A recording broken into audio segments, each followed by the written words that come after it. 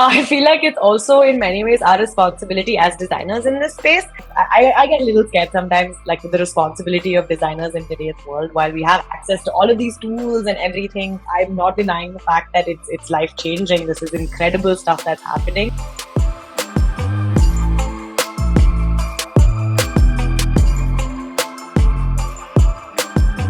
Hey everyone, how are you guys doing? Welcome to the Design Night podcast, and today we have a very special guest with us.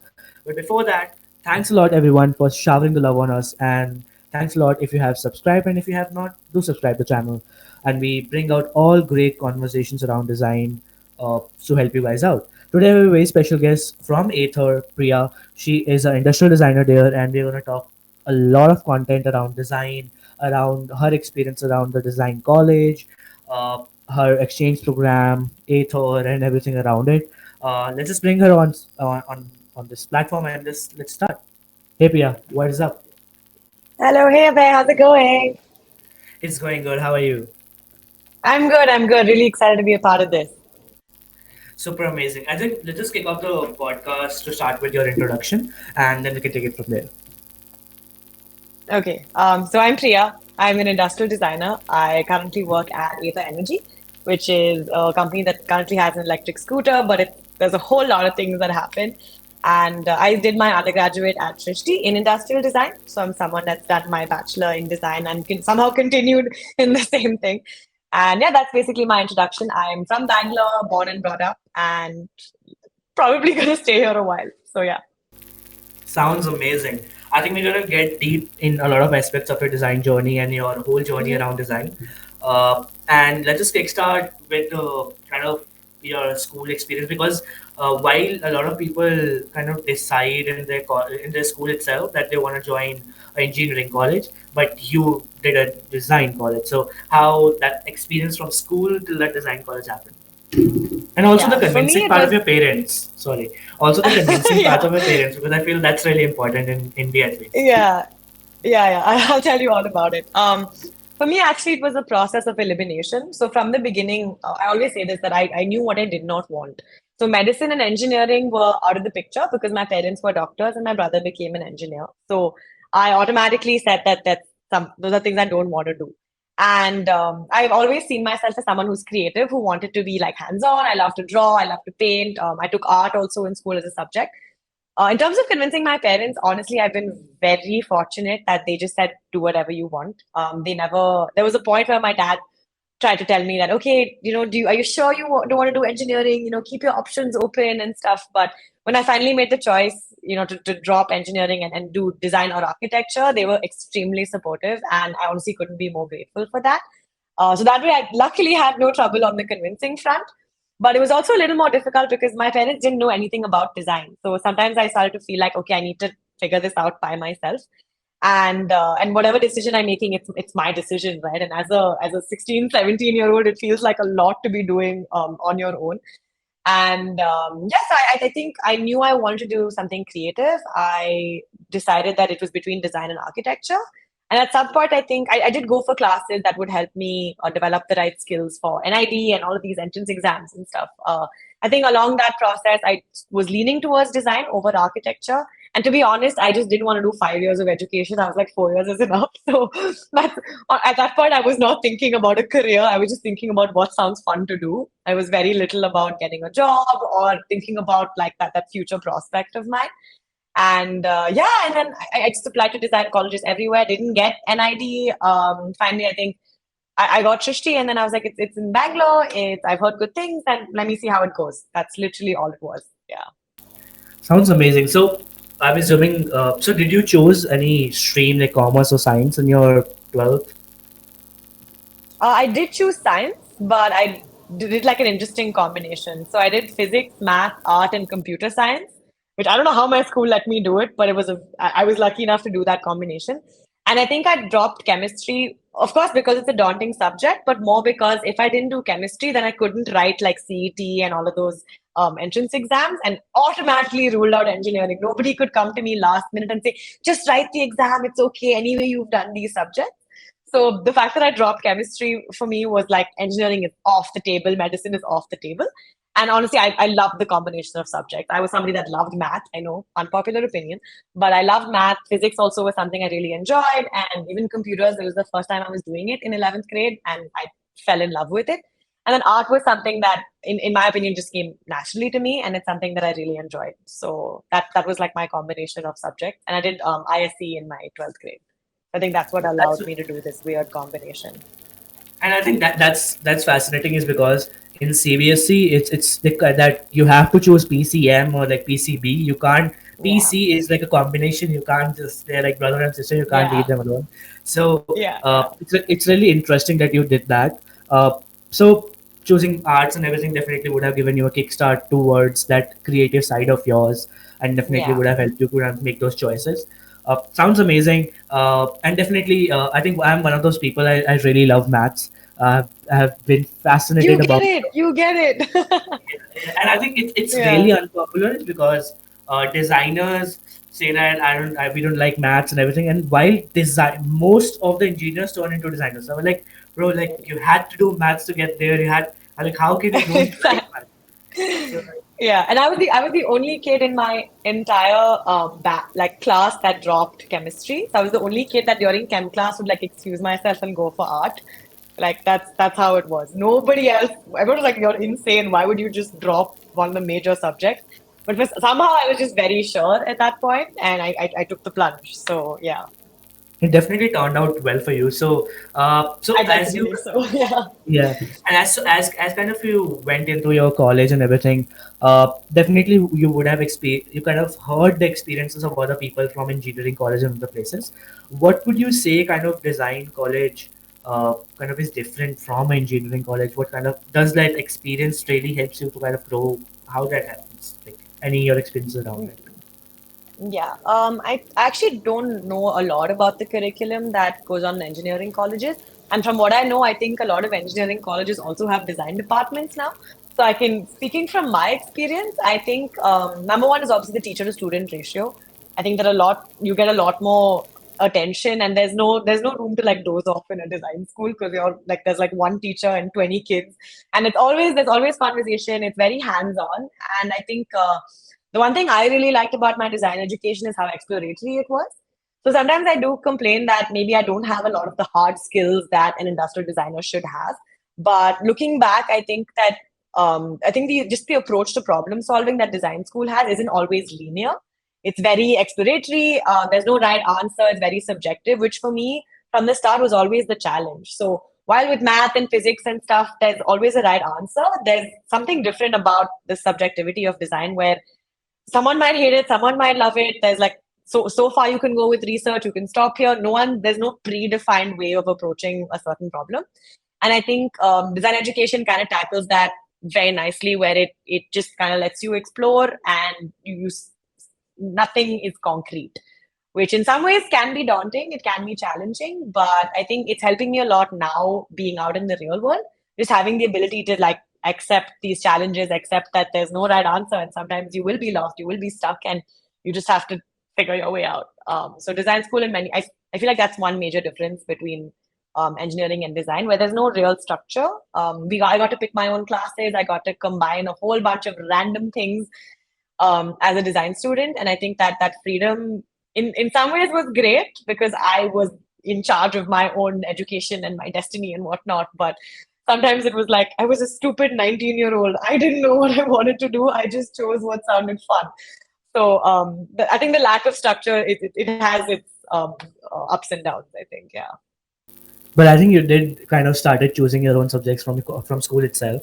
So I think that's how it started, and Yeah, that is true, actually. That is very true. I so took and that autonomy on myself from the beginning. exactly, Yeah. and I think a lot of people don't get that option in their school at least. And Yeah. I think you were lucky enough and fortunate enough to be at the right place at the right time to kind of make that Oh, happen.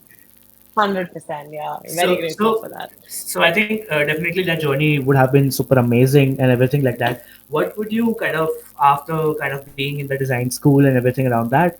Kind of how did your journey pan out after like your? I think you didn't exchange program. I think in France. How that experience like culturally was it different? What kind of suggestions would you give to people out there who kind of looking out for that? I think like there's just one way to say it was life changing for me. It was the first time that I was stepping outside of Bangalore for like a whole 6 months. And of course, this was in France, right? So it's a country where the language is not familiar. And interestingly, I'd actually applied to a college in the Netherlands and I got rejected. And I was like distraught and like, oh my God, my life is over. What will I do? Blah, blah, blah. And then luckily, I got the opportunity to go anyway to this college in France. And it was in the south of France in Nice, the one of the most beautiful cities that I could have the opportunity to live in. And I think in education was obviously one part of it. And while I did get to explore a lot of different things, the system there was very similar to what I had in Bangalore. So I focused a little bit more on just like growing personally and things like cooking and cleaning and doing all of that in a foreign country on a budget. It was all brand new to me. And I think, yeah, just making friends with people whose first language is not your first language and traveling and I did my first solo trip when I was there. So I would recommend it to anybody.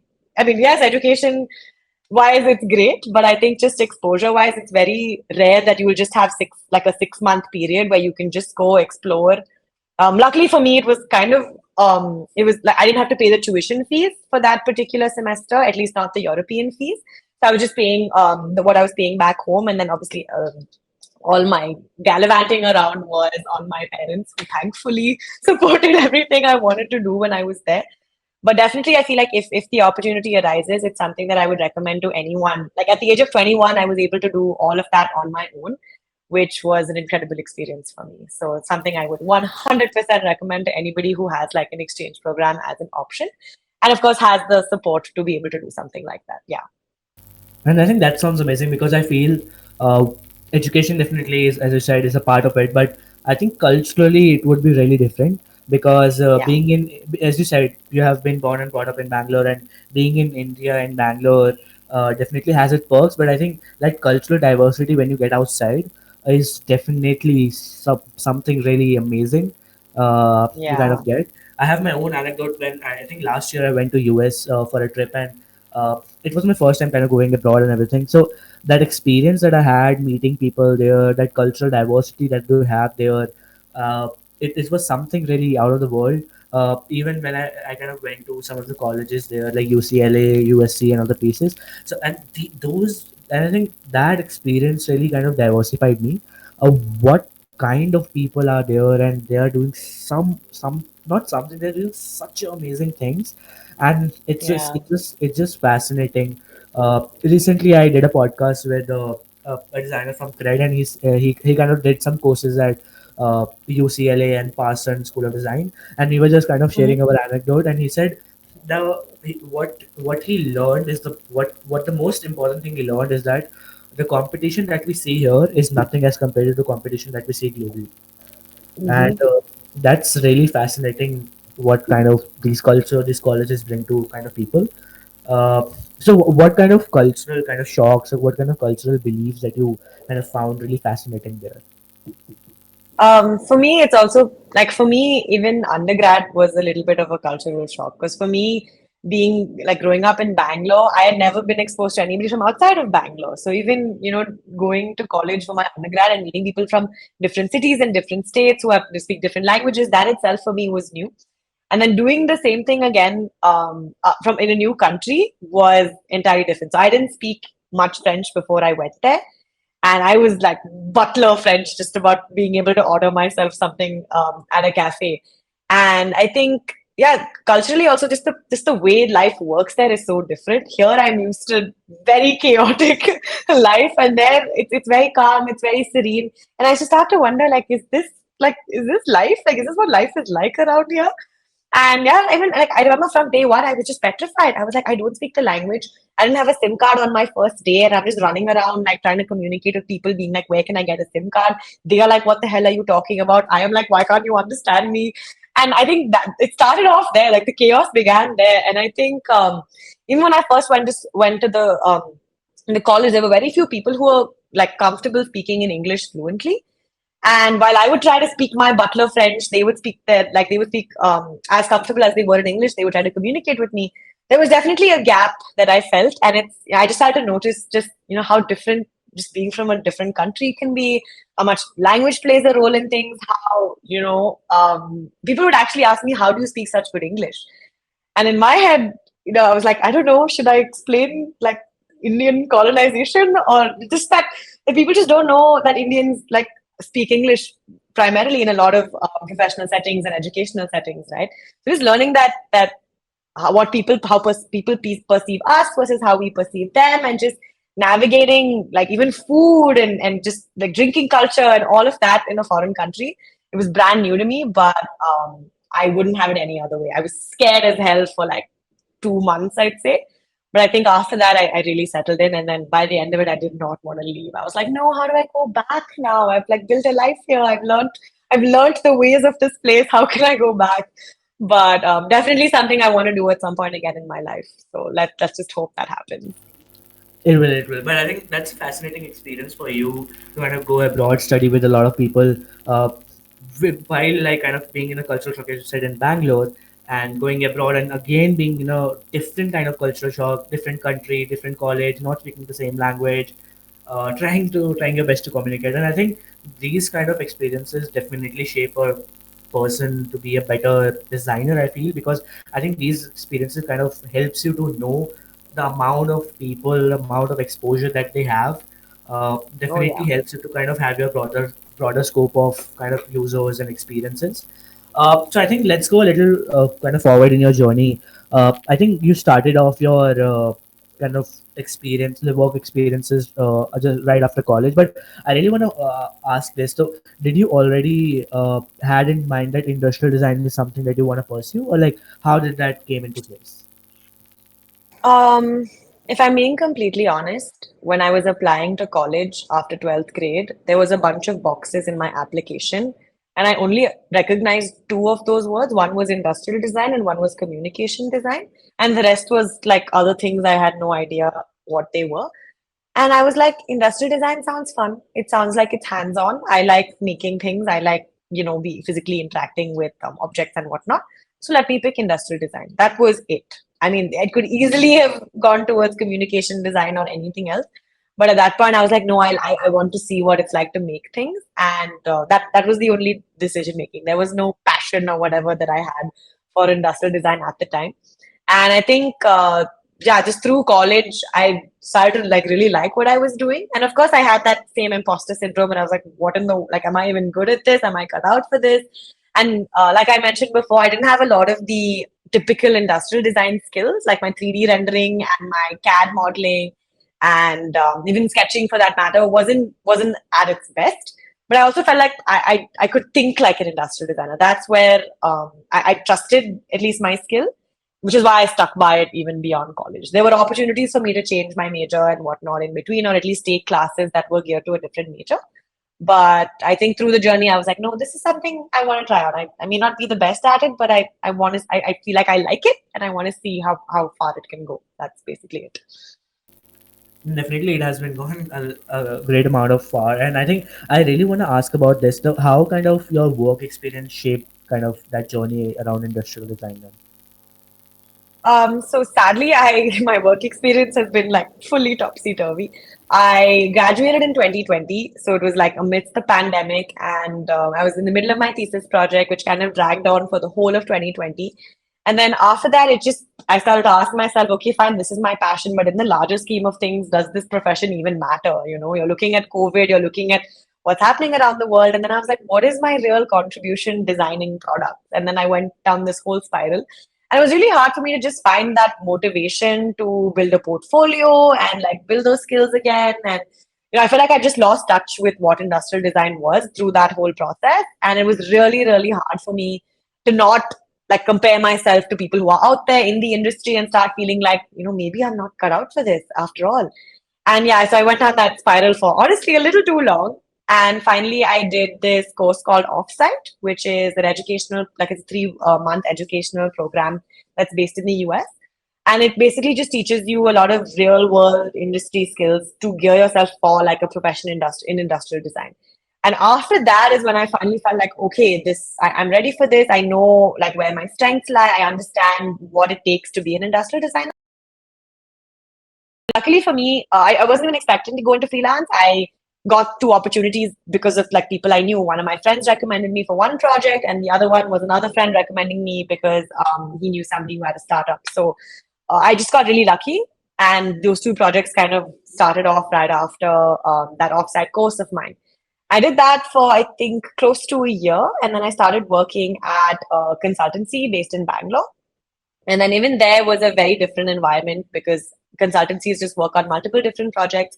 I was exposed to different industries, and honestly, with industrial design, you never know what industry you'll end up in. You know, it's like especially in a consultancy, a client comes to you with an idea, and irrespective of what industry they're in, you just have to build the product. So you do the research, you learn all about it, and that was one what do you say point of exposure for me, and just different types of clients, communicating with them. I had the opportunity to like lead a lot of client relations as well. And then after that, now I'm here at Ather, and again, automobile industry, something I'm completely new to. I've never worked, I don't even ride a scooter myself, I'll be honest. So it's something I'm learning now. So the learning curve for me is huge here. And I think just the approach to design in a product company versus a consultancy, just it's very different. And I'm still navigating that, to be honest. So college to like freelance to consultancy to this, it's actually been quite a ride for me overall. Sounds amazing. I think it's a really interesting journey of yours. But I will really wanna ask something more deep into the consultancy bit that you said. So in industrial design, kind of what kind of industries were the clients like kind of based in? Was it like more of a product based things, or like was it something related to automotive? Like how kind of what kind of projects come into like industrial design consultancy things? From what I thought was a lot of consumer electronics mainly, but again, different industries. So from like home appliances to like lifestyle products, it just depends. And very often you don't even like you just have a conversation with a client and they have an idea. And if your goals align, you just end up building something brand new. So they could be from automobile as well. It could be from any industry, like from literally from kitchen appliances, home appliances to just like fun things people want to try out. The spectrum is actually really really wide in a consultancy, and I think that that's the great thing about a consultancy, that you get to see different industries. You get to talk to founders of all kinds of different companies and see what they're trying to build. But yeah, the only downside is that you don't really get to go deep into the product. Many a time you're just building like the first version, or you're improving upon an existing version, and then you say goodbye to it, and you don't really know what happens to it after that. Like it goes out, and it's out there in the world, and then very often you don't get to build version 2.0, or like actually get feedback from users and like build on it, which you do get to do in a product company, which is what I saw that the difference was between consultancy and product company. But yeah, in terms of industries, it's never linear. Honestly, whoever wants to work with you, if your goals align, you end up working on the project. It's like that. Makes sense. And I think as a consultant, it's important. And I think that's what I've heard a lot of from a lot of folks, that the experience of working in different kinds of industries really helps them to kind of understand a lot of user base and other pieces. So I have a very dumb 100%. question here, because you have worked with consultancy and it. First, is No, research a there's no big dumb question. First, there's no dumb question. Please ask. So first is kind of research a big part when you're kind of working on physical products. Both I want to Mhm. ask, pre kind of working on the designs or solutions, and post the solutions. And second, if they are, what kind of like how's the research process goes? Like post, I'm assuming you guys take the product to the users, or like how that happens. Okay, so definitely research is something we as a consultancy or we as designers always prioritize because we need context of what we're designing for, right? But very often it's not something that clients prioritize or fully understand. That's an issue that I mean I've heard of in general in consulting, because it's at the end of the day they have a budget and they feel like no, they've done the research, they know their target audience, and they know all that, just like move on to making the product, right? Because either they have an investor to show, or they have to like they have a timeline, they have their own business goals to meet. So very often the research part is either sidelined or shortened, or just bit like no, just do basic preliminary research. I mean, of course, it is about talking to people. It's very similar to what we have studied in design school, or what you understand is you just scope out the market, you see if there's a need for this, who are these people. If not, I mean, the ideal way is, of course, to meet people, not just build personas out of thin air. But many a time in consultancies, based on the timeline and everything, you're forced to make a few assumptions. You don't always have the bandwidth to go out and speak to enough people to gather enough data to build a full on research document or whatever. You sometimes make a few assumptions from either from experience or from just by virtue of you being a human being yourself. You try and take a step back from it and be empathetic as much as you can, and build personas, and without bringing in your personal biases, right? That I think becomes the challenge, where you're like, no, no, I like this product, so I want to design like this. It's always important to make sure you take a step back when you're doing all of this. But I think research, at least from what I have observed, it doesn't go very deep. It's not like a full on research project. Sometimes it involves travel. It depends on the client's budget. It's not always in your control as a designer. Sometimes the business does take over, and it's like if they don't want it, you do whatever you can in that timeline, and yeah, you follow the process, and you reach like your ideation phase from there. So yeah. Makes sense. I think it's a lot similar like the digital process as well. Hmm. I think it's almost similar, but I think it's more of a more of a, I think user base might be different according to the products, and Yeah, again, uh, because it's a physical product, I'm assuming it's a different set of questions, how they answer. It's just a different dealing with the users, because in kind of definitely. digital processes, it's we can even do it remote. I don't know if it's obviously preliminary research you guys can do kind of online, or even if you want to do a form or something like that. But I think post is because it's physical, you have to kind of go out there to kind of figure the validation on the pieces, and makes sense. And I think it's really fascinating of how that process is similar, uh, and I think it goes back to even my thinking of how what design is. It's just finding a solution, whether it's physical, digital, in a Exactly. life, in a personal life, in a relationship, or whatever. It's a solution, and I think Absolutely. that's how those concepts of designing your own life and other pieces came around, and Yeah. it really makes sense. Awesome. I think I just really want to get now to the. I think I really also saw in your profile that you are really part of a lot of volunteering pieces, and you have been part of those volunteering things. And you had a love of, I think, sustainable packaging and other pieces. So I really want to ask how that sustainability uh, is an important part of that your design process, your design thinking, or design values, and how do you kind of take care of it while kind of designing things? Yeah. So one of the freelance projects that I got right out of after that offset course I was telling you about was to do with sustainable packaging. So the brief there was actually pretty open-ended. I just had to figure out a way to make their spectacle cases more sustainable. It was just that. And it was very exploratory. There was no exact timeline on it. It was very exploratory, and that literally was the brief, like more sustainable than the plastic that there is there right now. And yeah, so I just had to start with a blank slate, be like, okay, what is plastic even? And then, what are the notions around sustainability that we make assumptions about, what is true, what's out there, and definitely a lot of learning for me. I would say it started off as yeah a project, but it turned into like this whole passion thing. Where I was like, oh my god, what is greenwashing? What is actually sustainable? How much of it is even possible? Is it really even helping the planet? So all of those questions kind of started to come in, and that whole project really humbled me, because very often I used to be like, why can't these big companies just change their material? It's just that easy. Why just there's so many alternatives out there, change from plastic? But when I saw like the financial implications and just like the overall in that ecosystem, how much changing one material can do, and how sometimes for smaller businesses it's not feasible. They don't have the volumes or the money or anything to do to make those changes. I started to realize, okay, there's a lot more than just industrial design that comes into play, and we can pitch whatever we want, but if it does not make sense for business goals or whatever, like the overall company goals are, it's just not that easy, right? And I think it kind of just put me in my place. I was like, yeah, sustainability is utopic. It is a really nice thing to be passionate about, but there's still a long way to go in making it a reality. And I saw that firsthand. I tried everything. I spoke to so many people. Even in India, I think talking to a lot of manufacturers in different parts of the country, even explaining what sustainability is became difficult. And then you have like these terms like recycled and recyclable and whatnot. But then, okay, recyclable, but are you actually going to give it for recycling? And then it's compostable, but like, is it compostable in your home, or do you have to go give it to an industrial composting facility? And how many people actually compost in their homes. So these are a lot of things that we see everywhere around us.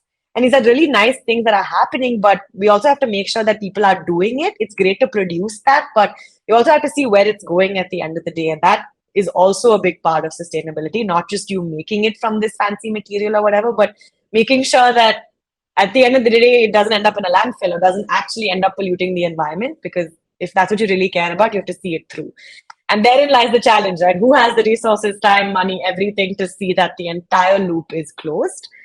So yeah, it just like put me in my place. Like sustainability is not easy. It's fun to talk about. It's great to have like opinions about, but when you get out there and do it, it's a lot more work than you realize, and you should be willing to put in the work. Otherwise, I mean, it's not going to happen.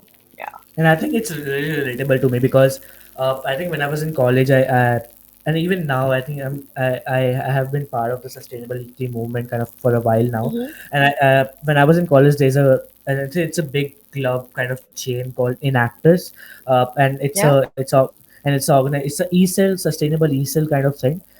So I was the president at that time, and we were kind of so what Inactors does is it forces you to kind of create businesses which socially impact things as well Hmm. as kind of make money.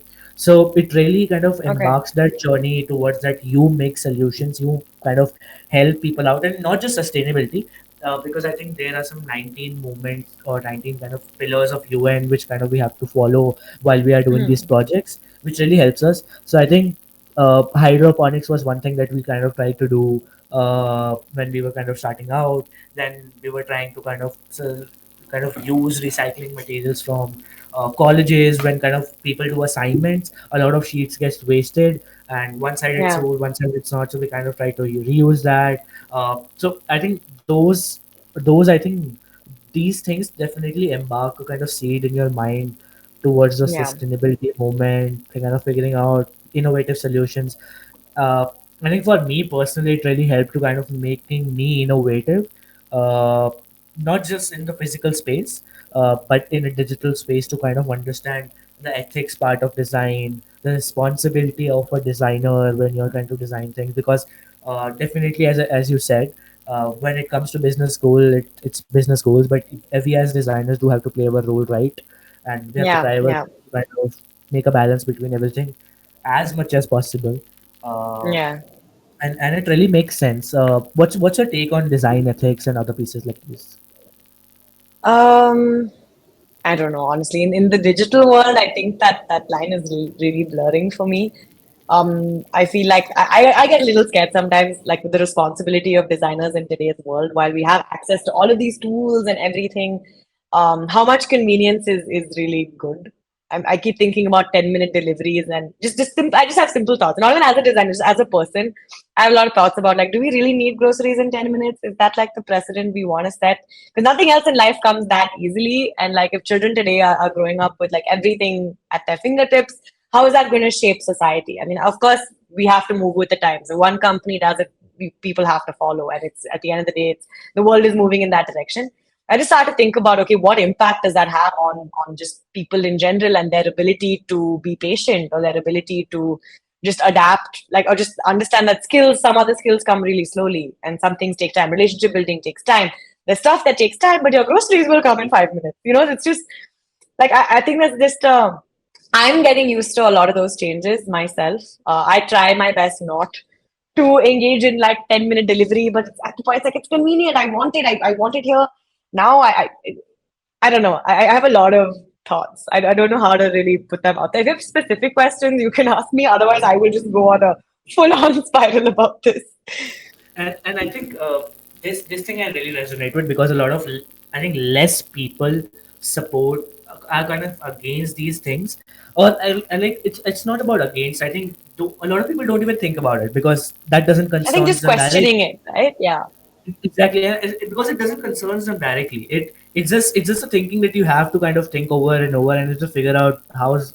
It's just a bigger thinking. I feel, and a very less people kind of focuses on those moments. And I have very curious question about this, and I think, uh, so I was kind of because I work in the digital space, so we have to take care of a lot of places, and that's where ethics comes into play. And when I kind of go deeper into the problems, and I was like, this is what we're trying to design, this is what the people are doing, but like, is this right? Is this something I should be doing I as know. well? While for business and the problem that is given to me, it's the only solution that's there. uh, Right. I Yeah. can I can surely make it more ethical, but then it's gonna impact the business in a way my founders is gonna be like, fuck off and just do the thing that I've said. Yeah. So so I think in the digital space, as you said, I think that line has long gone. Uh, it's just like you can't, and I think you can't just write swear words. That's it. I don't think there's any other line. You can do whatever the hell you want. Even I think that convenience of these things and the attention span kind of getting decreasing, and Yeah. as you Yeah. said, things takes time. And I think I can give a very awesome anecdote. So so let's assume the attention span of people are like 15 seconds, 20 seconds. Okay, nowadays Yeah. people open the phone, kind of scroll, and that's it. That their attention span is very, like, if you want to keep the attention, you have to Yeah. either be like randomly kind of doing something which is really crazy out there, or like, so I was thinking more into, because I love psychology, so I was thinking more into the relationship aspect of it. So Mm-hmm. when a person has this low attention span, how a person can think of going on a date kind of kind of living that life with the person later on, and it's just a crazy thought. I feel that really degrades as a personality, as a human behavior. It's just a fascinating thing to kind of search about, and it's very scary as you go deep into it. uh, how we have evolved as humans. Kind of tell you the experience that I feel as users with the attention span and pieces like this. I was thinking more into the psychology that this I think also deals with the work-life balance thing that people really talk about. Like, Mm-hmm. people come late at home because they have the convenience to order food at home rather than go out. Yeah. Then they have the convenience of ordering grocery in 10 minutes. I think I recently worked on a freelance project for a kind of grocery app, which was ordering in 10 minutes and Mm-hmm. other pieces.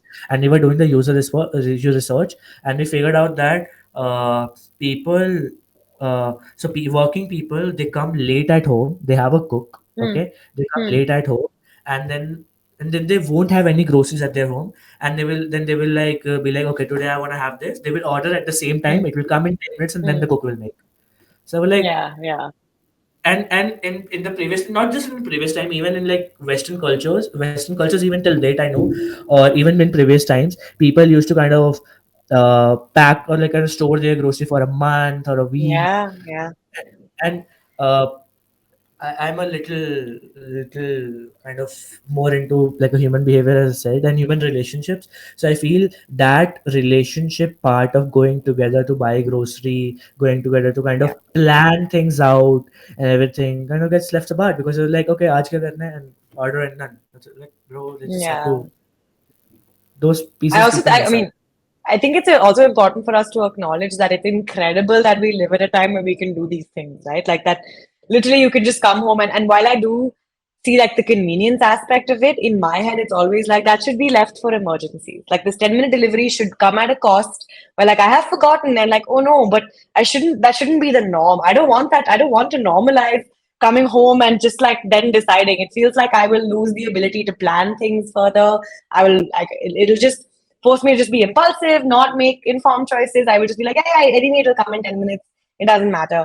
And I mean, I think it's revolutionary. All of this, I'm not denying the fact that it's life changing. This is incredible stuff that's happening, but there's so many implications that scare me. Also, like I can see my own behaviors changing. I can see that if someone sends me a YouTube video for something that's more than 3 minutes, I'm like, oh, 3 whole minutes. It's 3 minutes. That's nothing. I watch like 30-second reels and I'm like very, very happy and satisfied, right? But something that goes beyond like a minute, 2 minutes, automatically I'm like, do I really have to watch this? Do I really have like the bandwidth for it? Well, earlier 3 minutes was nothing. 3 minutes was like, oh, a quick short video, right? So I'm scared of like how I'm reacting to all of this, and just in general, I want to see what it does. I know that I can't stop it. I think the world is taking that direction because we do want to build revolutionary things. We want to create convenience and experiences for people that change their lives. But I think it'll just be interesting to see the impact of it, and then we'll like be reverse designing to reverse the impact of all the shit we're doing right now. So I just think it's going to be like the next maybe decade or two are going to be really interesting to see what what like impact we have, and then how we have to reverse, and then I feel like it'll just be a cycle. I agree. I think I'm really kind of interested to see that of how it's gonna evolve because Yeah, as you said, we can't stop it, so at least we can enjoy it. I'm gonna say that because enjoy the that ride. Yeah, yeah, and that's really interesting because I think as designers we think more deeper into these problems, and it's really amazing. But I yeah. think later on only we will understand what kind of impact it brings to us, negative, positive, and how we are going to evolve as humans. But that's really interesting, and I think let's just go deeper more into your journey. And I think now you're at Aether. Let's just talk about how did Aether came into place, and like what's your role, what kind of problems do you guys solve, and everything around it. Yeah. Just one last thing on the previous topic. While I do think, like when I said that there's nothing we can do about it, I actually take that back. I feel like it's also in many ways our responsibility as designers in this space to maybe just bring up the ethical concerns. At least voice it out, say that, hey, this is what I feel like could happen, and I mean, at least get it off our chest that hey, this is something that we see. Don't let it go unnoticed and be like, yeah, this is how the world is. This is how it will be. If there's something pressing, I think it's important for us as people who are so deep into building these products and building these experiences that we call it out and we say that, hey, this is potentially whatever. I mean, if it's not taken up, if people don't listen, that's not in our control. But I think what is in our control is pointing it out, acknowledging it, and being like, hey, this is something that I may not be comfortable with working on, and this is something that I don't think we should be doing. And I mean, again, you may not be the final decision maker, but at least you've put your opinion out there and you've said that, hey, this is a concern and this is something that I would like to change. And that's, I think, how change started. How any change begins is with one person saying something. And yeah, there's And potential for us to do that, is what I also and I feel think as and I think designers. and I think I agree with these thoughts because as we are trying to kind of communicate what we think about the future and what we think about is going to happen with the things that are happening around, and Mhm. I think that's really important to kind of aware people that that's what we think, and it Yeah. might be possible that it really brings a positive change. And Yeah. Yeah. I as a designer and a thinker that everything has a positive and negative side. I do have a little aspect that it might bring a positive thing to us. It might kind Yeah. of create a big road to new set of jobs, economically, emotionally. I don't know. A lot of sectors can be positively impacted, but as a designer, I'm just curious to kind of think about what it can go in the negative and positive both ways. True. Yeah. Yeah. I think we should just not lose that hope. Yeah, Overall. That there could be we could make an impact. We'll try our best, but there could be a perspective that we have that other people are not seeing, and it's worth putting our opinion out there. But yeah, just def- just just something I wanted to add to that. In terms of my journey with Ether, so I work in the industrial design team at Ether. So what we work on as a team is basically building experiences and products that support the scooter itself. While I may not design like the contours of the scooter and whatever else that we have in mind, it's a lot of supporting things that come with the entire ecosystem. Whether so, my team works on the charging infrastructure, all of the accessories, merchandise, experiences of every single feature on the scooter. The team also has people who work on the dashboard, the app. I think it's a very collaborative thing, and then you kind of pick up different problem statements and different projects to do with the vehicle and design around it. Yeah. sounds amazing. So, how big is the team at Aether? Just industrial designers, product designers, or it just is it mix of everything? The Or whole design team, I think, is around 40 plus right now. This is with some engineers.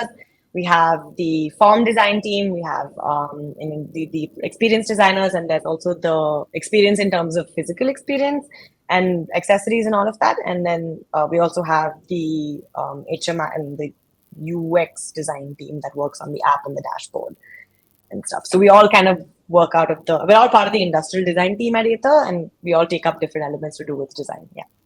that's amazing because I as a designer was really fascinated because even I have an electric scooty of a different company.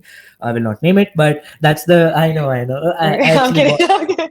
Yeah, but I'm but kidding. but the thing really fascinated me how that for sure app is definitely a good thing, but the main thing that fascinated me is the form factor of the displays and Hmm. how people really use it because as we kind of look into new products and where they are placed, it's Yeah. really interesting because I feel how people use their display in a car is different than how they use it in a scooty or a two wheeler.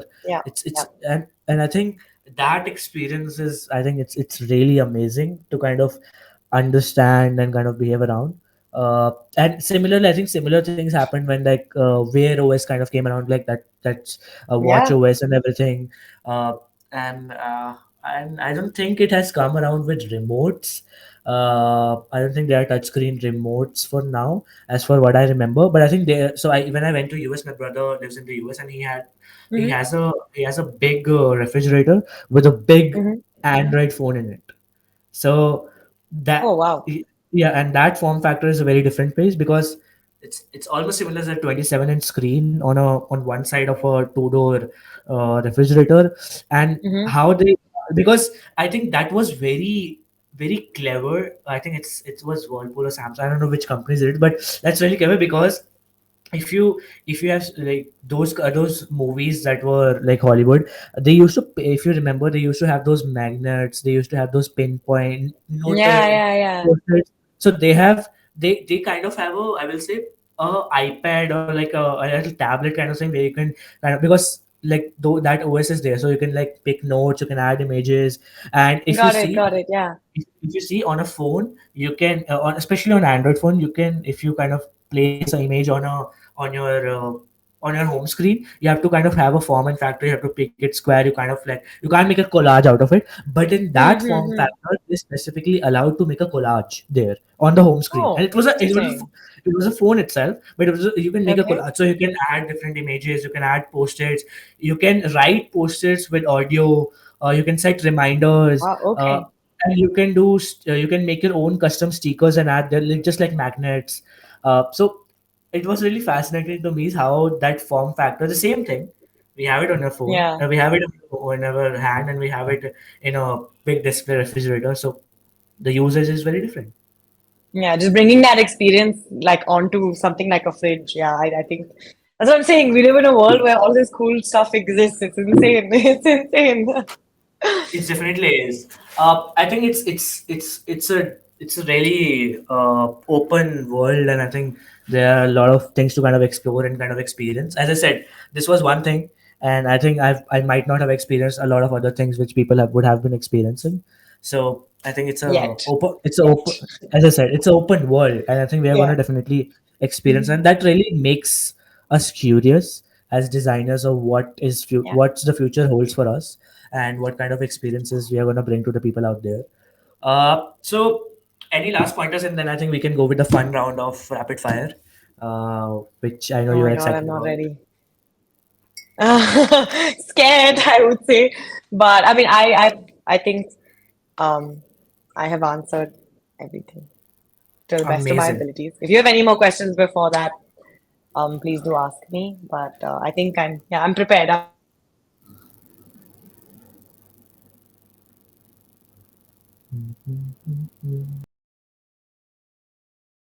ready for this rapid fire. Awesome. I think we're back, and I think we can start. Oh shit! All good? Yes, I think I am back. I'm so sorry, my internet is unstable, but I think That's I'm okay. good now. Yeah, That's okay. Okay. So let's just start. The first question is: would you prefer collaborating with other designers or working solo? collaborating with other designers any day. Amazing. Would you design for accessibility or design for aesthetics? Accessibility, big, Interesting answer. big person on accessibility. Makes sense. Uh, would you, Yeah.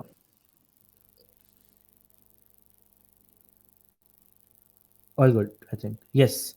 Would you prefer creating designs that evoke emotions I'm here. or designs that focus on functionality? Oh, I think evocative design is. I feel like they go hand in hand, but I think I like the more emotional part. In experiences, I like building that. Yeah. Makes sense. Would you prefer collaborating with AI or viewing it as a competitor to traditional design methods? Definitely initially I was the latter, but I think now I think I found a way that we can work collaboratively with AI. I'm no longer intimidated by it. I now know that it is something that I must use as a friend and what do you say? Leverage it to basically develop better skills. Awesome. Would you use data to inform design decisions or rely on creative instincts? Ooh, tricky one. Ethical data, permission, like data with consent. I think that's where I'm at. But I think with experience, that intuition does develop. But where I'm at right now, I am dependent on data. But ideally, I would hope that it's ethically obtained data and only used for improving the product and nothing beyond that. So Makes that's my sense. take on it. Yeah. I have a curious question with this bit that Yeah. let's assume if it's a product that you're working on which you use daily, would you Okay. then change your answer or will it be the same? No, I think more that I depend more on data actually, because if it's something I use daily, then I definitely have a very biased perspective of my experience with the product. So I think in that case, I lean more towards data because I'd much rather be relying on other people's experiences than of my own learned experience, and thereby just negating any bias that could come into the process. So I just become part of the data set and not necessarily the entire data set. So. Makes sense. Would you okay, so would you design AI system with focus which focuses on ethics and social responsibilities, or would you prioritize technological advancements? Um, Depends on the context. Again, I mean, in an ideal world, yes, I would love to do the former. I mean, if I had to choose the two, the former, definitely. Definitely makes sense. I think I have two, three questions which are like more fun. Uh, which Okay. what's your favorite design related movie or TV show? Um, there was one on Netflix called Abstract, which, Hmm. and there was one episode called Play. I don't think it was something to do with play, and that actually had a huge impact on me. Just like my design approach in general. That one episode helped me with one of my projects. It just helped me just change how I view design as modular and fun and more explorative and everything. So I think that's one design show that I really enjoyed. Amazing. What would you say is the most is your favorite part while designing anything? Hmm. Interesting. I think just that point where you're looking at all the information you have, and then you have that blank slate to come up with ideas. Not necessarily a blank slate, of course, there is something that's info, like you have some information. I think just that point where you're starting to think of, okay, now how can I try and solve this? And there's no, at that point also, there's you're trying to go in with no bias. You're not thinking about manufacturing, you're not thinking about engineering at that point, or like what form factor it'll take up and how smooth my lines will be. I think just that sweet spot between research and ideation where you're just sitting and you're like, okay, now what next? I think that's my favorite part of the process, where it's you have enough information to have something to think about, but you're not constrained enough by the following steps to be like bogged down. So I think that's my favorite part of the process. Yeah. Sounds amazing. I think we're at the end of the question, and the question is, what's your most favorite and innovative design project that you have worked on? Ooh, my project. Um, I mean, it's actually an ongoing thing. I worked on a project where I was trying to explore new materials through food waste. So I think that was one of the most fun things that I have worked on because I made a mess of my kitchen. My mom was not happy, but I basically just took food scraps from the house, orange peels, banana peels, papaya peels, all kinds of things, dried them in the sun, added a bunch of biopolymers, explored different forms, shapes, all of that with it, and just explored, okay, is there actually potential for biodegradable products, and yeah, I just had a great time building that project out. I feel like it'll never really end because I'm going to keep experimenting with different what do you say um combinations of materials and binders and things like that. So I think that's something that I'm very excited about, perpetually excited about, because I feel like it's never, that exploration is never ending.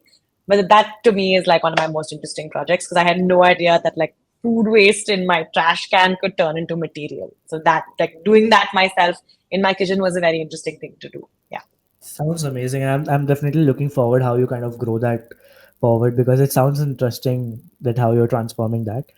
Okay, I think Thank you. we I are will all, share it with you if I ever make progress. yeah. I think we are almost at the end, and I just have two last questions which I really ask Hmm. everyone who comes on the podcast. So, Okay. so your journey has been amazing. You have been part of a design school. You have done some exchange program. You have chosen industrial design as your career, and you have currently are editor. So what's next for you? Oh, wow. This sounds like an interview question. But what's next for me? I think right now I'm very happy. I'm actually very new at Aether. And I think what's next for me is, first of all, I think just finding my ground here. And definitely just I think that there's a lot to learn from where I'm at right now, and I definitely want to spend some time exploring that further. There's so much to learn from the EV industry itself, and just from the people that I'm surrounded by daily. So the people who've been here from the like the inception of the company, and they sit in the same room as me. So I think that I have a lot to learn and a lot to gain from just the people around me. And the way things work is it's a lot slower here than in the consultancy. So for the near future, I feel like whatever I'm working on is going to take some time to go out there, learning how to work with different teams, different engineers, different departments, just to get something out to market. I think that's going to be my focus for the next. I mean, I don't even know how long, maybe years at this point. And I think it's going to be incredible to be a part of something that's out there. Finally, something that's actually out there, something actionable, seeing people use it, get feedback, build version 2.0. I think that's something that I'm very, very excited about. And yeah, just in general, just learning more about like the industry that I know nothing about. It's a challenge, but I think it's something that I'm really looking forward to right now. So yeah, Sounds like an interesting journey that you will be on, and definitely one where which you will enjoy. Uh, I think we're at the end, and this question I think is really for the audience out there, and it really helps them to Mhm. kind of figure this out. So, what would be one piece of advice you would give to a budding designer who would be listening to this podcast? One piece of advice. Okay, I have two things. I can't Sure. pick one. Number one, I think, is just be authentic. A big part of everything in my journey so far has just been my honesty. I don't know if it's just my luck or whatever, but I think I've always been very transparent about my shortcomings. So even in any project, if I'm talking about it, I openly talk about what went wrong as well, because I know that like it's not linear. I talk about how I struggled and I had a really hard time after college. I talk about where I felt like I was lacking.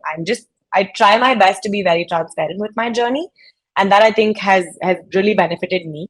And the other one is keep networking. A lot of things that have come my way have happened because I just ended up being at the right place at the right time, knowing the right people, keep talking to people, keep conversations going about design. And I feel like just don't hesitate to put yourself out there. Not everyone is responsive, but I think it's always worthwhile to go to like different design meetups, try and just talk to people on LinkedIn, try and build connections and meaningful ones, not just hi, can you check my portfolio? Hi, can you give me a job? Try and ask people about their journeys, be specific about what you want to know from people, but just take that time, put that time and effort into really getting to know other designers and learning about their journey, and it will really help you shape yours. And of course, you never know when knowing the right person could come in handy in the future. So that's it. Yeah. And I think I really resonate with the advice of networking and kind of making relationships. Yeah. So I think that's really important for people to kind of listen to because uh, building building relationships not just helps you to kind of have a network of designers out with you, but also designers who can help you grow. Also Yeah. designers who can kind of guide you when you are kind of misplaced or kind of at the wrong place. And it's just a group, it's just a supporting group because I feel in India, design community is really, I think, close knit. It's really Uh, small. It's very close and it's very small. And I think everyone's kind of whatever problems you're facing as a student, I think everybody has been through it at some point. And I mean, while everybody may have a big busy schedule and stuff, I feel like it's important to be specific about what you want, and people are always willing to help. It's just sometimes it's outside of their scope to like get on a 1 hour call with you and sit with you and really go deeper into your problem. But I think everyone out there, there's always someone willing to help, always somebody who's been through what you've been through and will be able to tell you, listen to podcasts like these, listen to everybody's journey, and make like just remember that you're not alone. I think that's something that people need to. Not enough people talk about the problems of being a designer and like the struggles of being a designer, but I love to talk about it, and I love to tell people that you're not alone. A lot of what you're going through, there's multiple other people going through it as well. I have gone through my fair share of ups and downs with my journey, and it's barely even begun. So yeah, I think that's pretty much all I'd have to say. Thanks a lot, Priya, for coming in, and thanks a lot for kind of sharing all the knowledge that you could share in this journey. And I think people would love your journey to kind of understand the things that you have done, the kind of things that you have learned in your journey so far. And it was really a wonderful one. Thanks a lot, Priya, for coming in. And any last Thank you. parting Thanks so words? much. I just thanks so much for having me. I've never done a podcast before, so it's the first time I'm like talking this much, and I love to talk. So this is really fun, and yeah, I mean, I'm just glad that I get to share my journey, and I hope that it's beneficial to somebody at the end of it. But yeah, thanks so much for having me, and yeah, let's stay in touch. Yeah, thanks a lot for coming in. Thanks a lot, everyone who has stayed till the end. I will also link Priya's social in the description. Anyone who want to reach out to her for anything, you can. Yeah, And please do. see you guys in the next one.